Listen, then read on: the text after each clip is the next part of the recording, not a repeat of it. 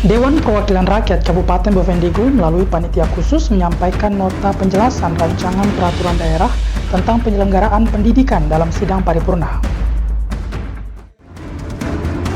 Pemerintah Distrik Waropko berharap Kampung Waropko dapat menjadi lokasi percontohan program ketahanan pangan dan peningkatan ekonomi masyarakat melalui program Indonesia Food System and Infrastructure for Village in Disadvantaged Area. Halo, selamat pagi Bapak Mama dan Bosbong semua. Jumpa lagi bersama saya Turan Waibro dalam tayangan Infodigul. Edisi hari ini Selasa 12 Mei 2026. Selain topik berita tadi, sebuah berita akan kami sajikan untuk Anda. Inilah Infodigul selengkapnya.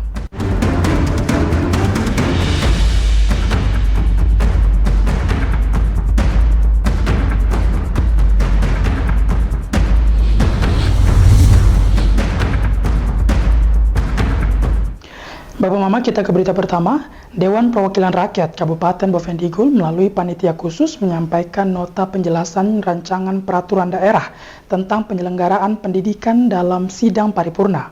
Raperda ini disusun untuk memperkuat kualitas pendidikan dan menjamin pelayanan pendidikan yang eksklusif serta adaptif bagi masyarakat.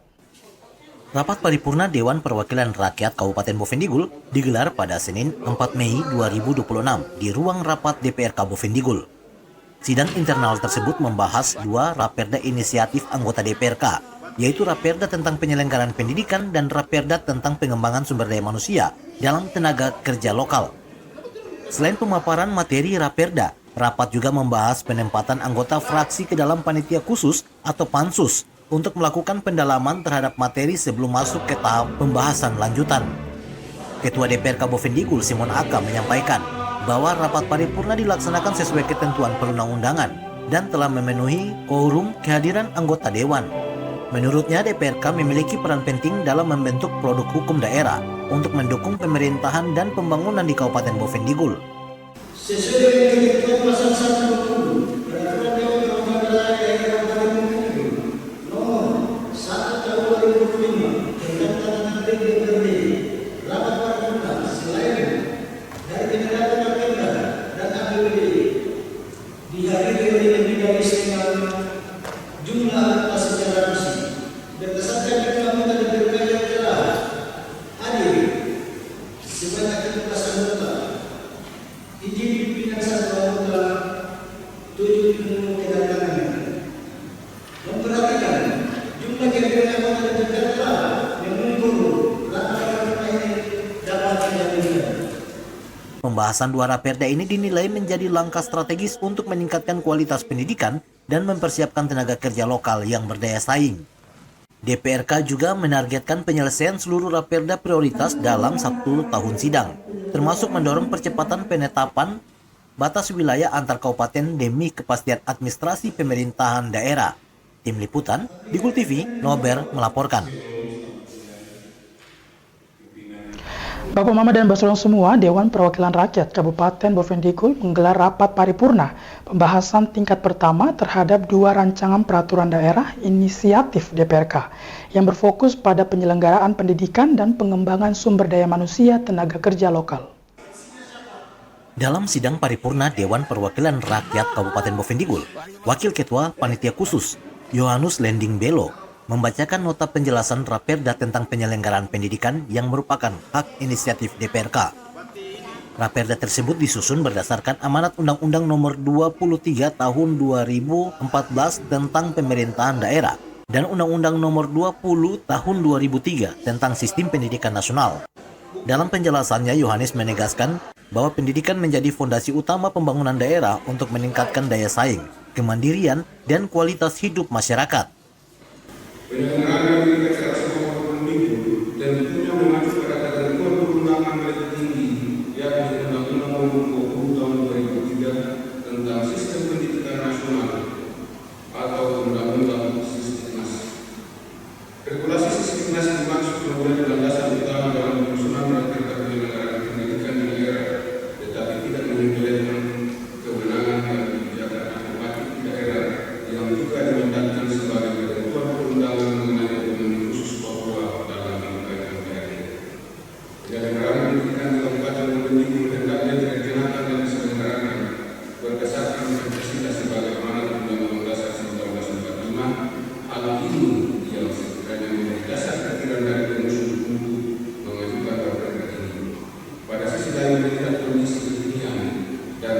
sistem penyelenggaraan pendidikan di daerah-daerah tertutup dengan regulasi sebagai pedoman bagi pemerintah daerah dan perangkat teknis untuk mengelola sistem pendidikan.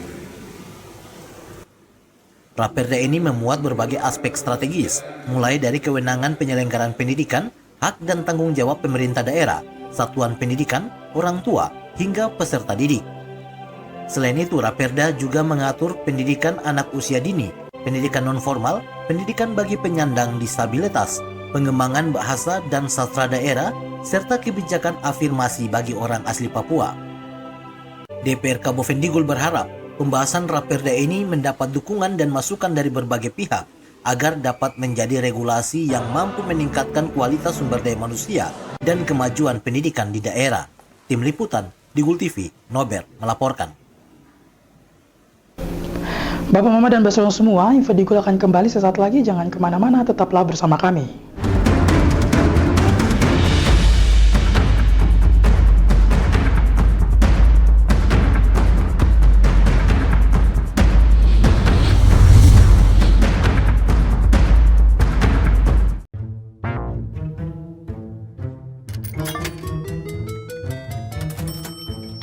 Aku menyesal mencoba judi online.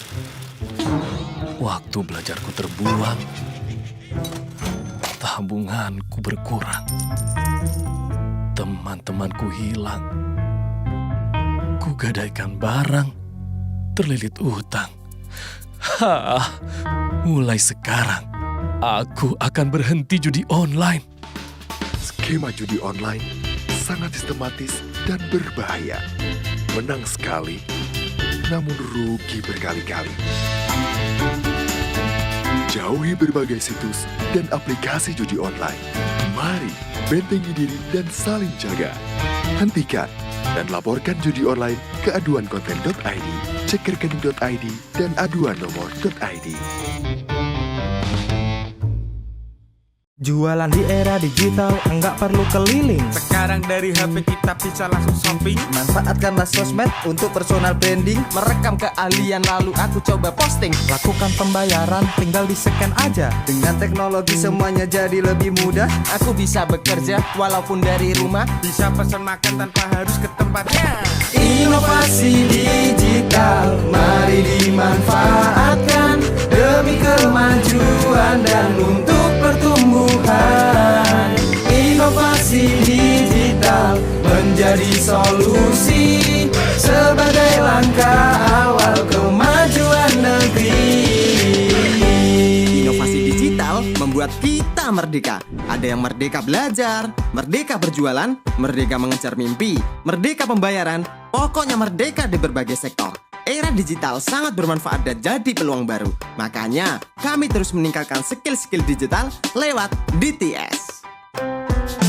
Namun di tengah perkembangannya, penipuan merajalela. Hati-hati dan tetap bijaklah. Berdigital tetap beretika.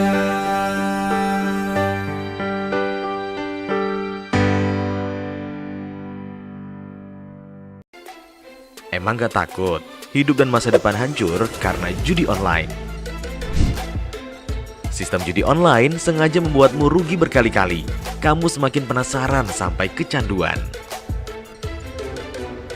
Dampak judi online sangat fatal loh. Keluarga hancur, tabungan hangus, pekerjaan hilang, hingga terlilit utang.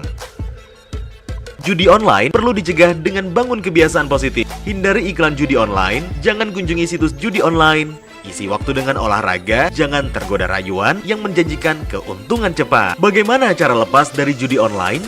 Minta pertolongan orang terdekat. Hentikan mengakses judi online, minta bantuan profesional atau psikolog jika dibutuhkan. Ayo saling jaga dan laporkan judi online ke laman aduankonten.id, email aduankonten@kominfo.go.id, dan WhatsApp 0811 922 4545.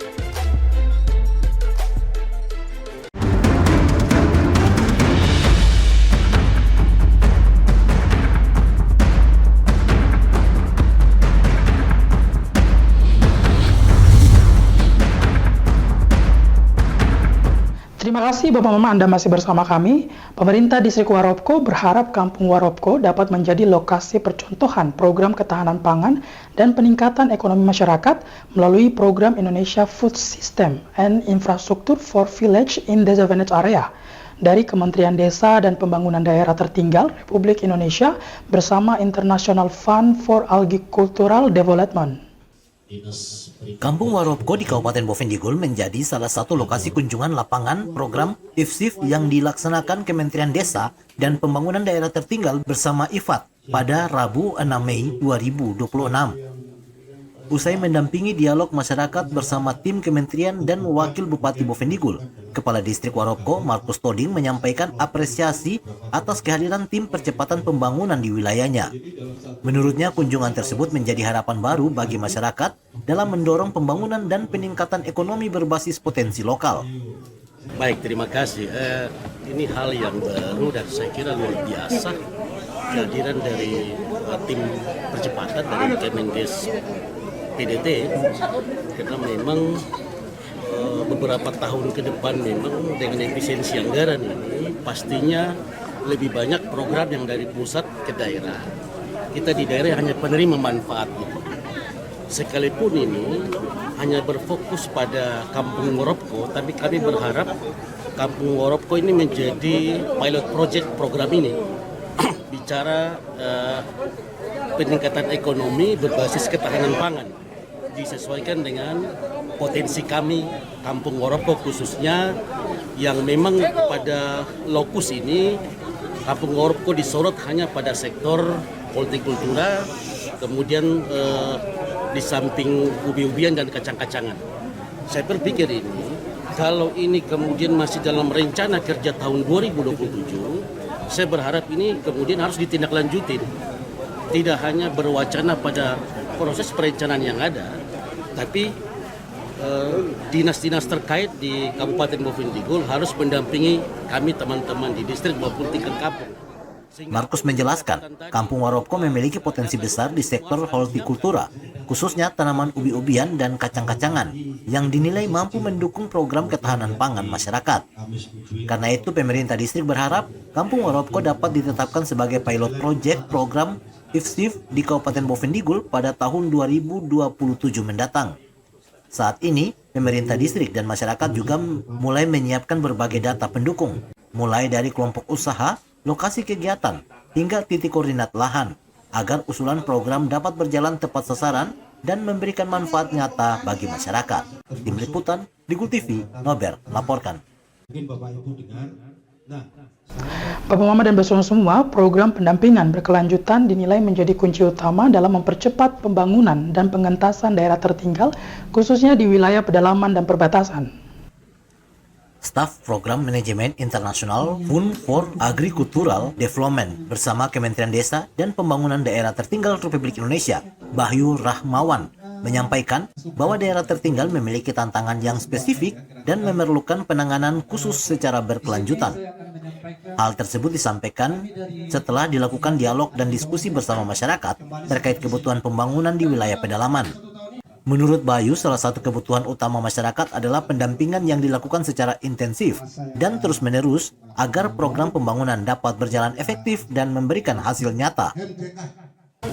Ya, jadi kalau dari hasil diskusi atau kunjungan kita hari ini, kita bisa memahami bahwa konteks daerah tertinggal itu memang spesifik persoalannya, punya tantangan yang juga spesifik, sehingga perlu penanganan juga yang khusus gitu. Tapi salah satu yang kita bisa ambil dari hasil diskusi dan juga berdialog dengan masyarakat itu perlu pendampingan yang lebih intens, juga harus continue gitu. Sehingga program-program yang mesti dilakukan melalui kerjasama dengan pemerintah pusat maupun dengan daerah, dengan lembaga donor internasional, ya tentu harus berkelanjutan, perlu pendampingan yang intens, tapi tidak cukup untuk 1 hanya atau 2 tahun, sehingga minimal kita perlu lakukan program 5 tahun gitu, sehingga kita bisa lihat hasilnya dari hasil pendampingan itu dengan tidak hanya bantuan saja kemudian tanpa ada pendampingan intensif, tapi kita perlu lakukan 5 tahun dengan bantuan juga pendampingan yang intensif itu saya kira jadi salah satu strategi untuk bagaimana meningkatkan status daerah tertinggal menjadi daerah yang berkembang. Bayu menjelaskan bantuan pembangunan tidak cukup diberikan dalam jangka pendek tanpa adanya pengawasan dan pendampingan yang berkelanjutan. Karena itu diperlukan program jangka panjang minimal selama 5 tahun agar hasil pendampingan dapat terlihat secara nyata dalam meningkatkan kesejahteraan masyarakat dan mempercepat perubahan status daerah tertinggal menjadi daerah yang lebih berkembang. Melalui pola pendampingan tersebut, program pembangunan diharapkan berjalan lebih tepat sasaran, berkelanjutan, dan mampu menjawab kebutuhan masyarakat di wilayah pedalaman dan perbatasan. Tim Liputan di Gul TV, Nober melaporkan. Bapak, Mama, dan Basolong semua, info di Gul akan kembali sesaat lagi. Jangan kemana-mana, tetaplah bersama kami.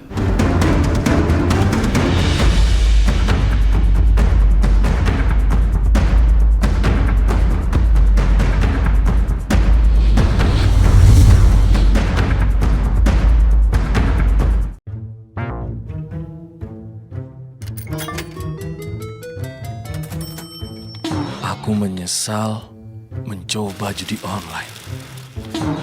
Waktu belajarku terbuang, tabunganku berkurang, teman-temanku hilang, kugadaikan barang, terlilit utang.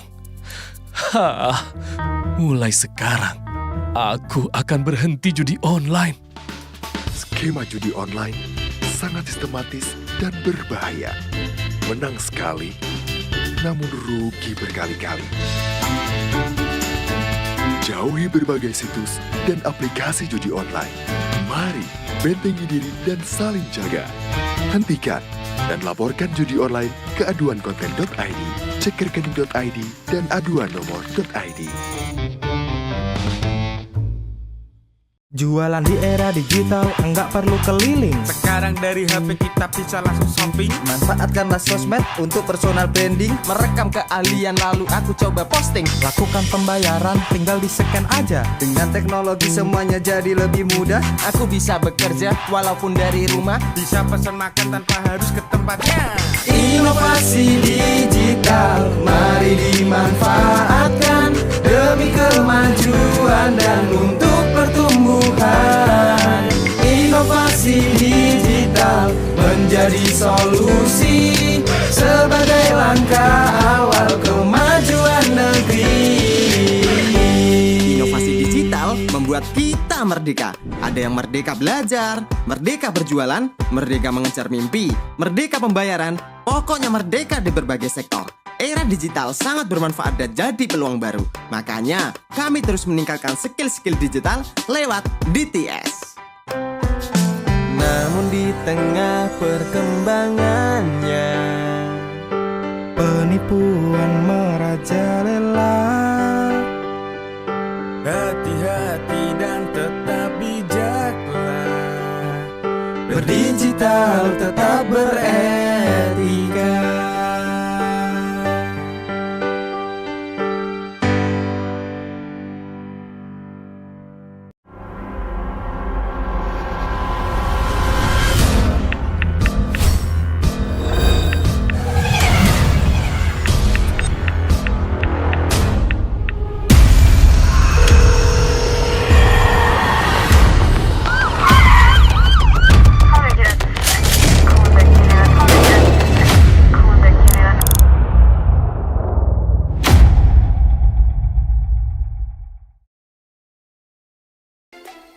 Emang gak takut hidup dan masa depan hancur karena judi online? Sistem judi online sengaja membuatmu rugi berkali-kali. Kamu semakin penasaran sampai kecanduan. Dampak judi online sangat fatal loh. Keluarga hancur, tabungan hangus, pekerjaan hilang, hingga terlilit utang. Judi online perlu dicegah dengan bangun kebiasaan positif. Hindari iklan judi online, jangan kunjungi situs judi online. Isi waktu dengan olahraga, jangan tergoda rayuan yang menjanjikan keuntungan cepat. Bagaimana cara lepas dari judi online? Minta pertolongan orang terdekat. Hentikan mengakses judi online, minta bantuan profesional atau psikolog jika dibutuhkan. Ayo saling jaga dan laporkan judi online ke laman aduankonten.id, email aduankonten@kominfo.go.id, dan WhatsApp 0811 922 4545.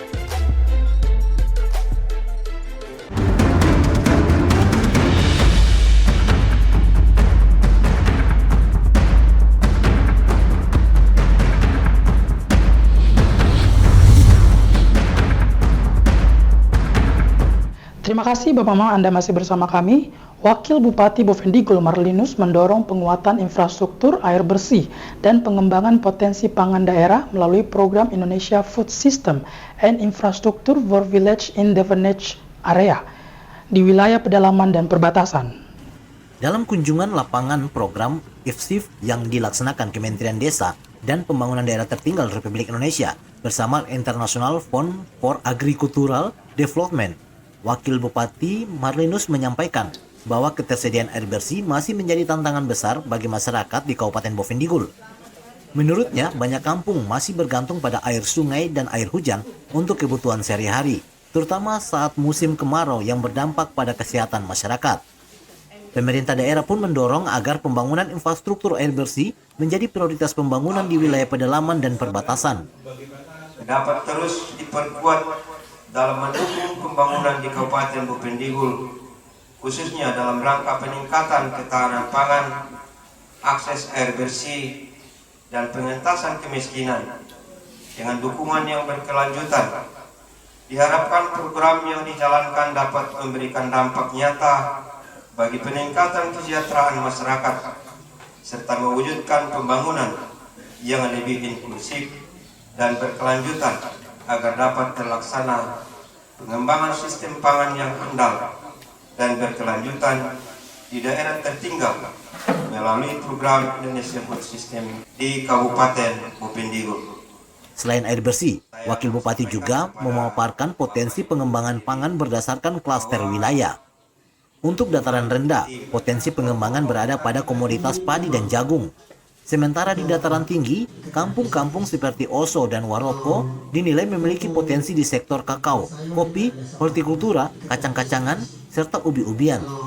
Pemerintah daerah berharap program IFSIF tidak hanya berhenti pada tahap perencanaan, namun dilanjutkan dengan program nyata yang menyentuh kebutuhan masyarakat secara langsung. Kolaborasi pemerintah pusat, pemerintah daerah, IFAD, dan masyarakat dinilai menjadi kunci dalam membangun sistem pangan yang kuat dan berkelanjutan di Bovendigul. Tim Liputan, Digul TV, Nober melaporkan. Bapak Mama, dengan breaking informasi tadi sekaligus mengakhiri perjumpaan kita dalam Info Digul pagi ini. Terima kasih atas kebersamaan Bapak Mama semua dan terimalah salam persaudaraan kita. Nubagen, mubagenet, mubagenet, nubagen. Saya ada karena kamu ada karena saya ada. Saya Tuan Waibro, mewakili seluruh kerabat desa yang bertugas, mohon pamit undur diri. Selamat pagi dan sampai jumpa.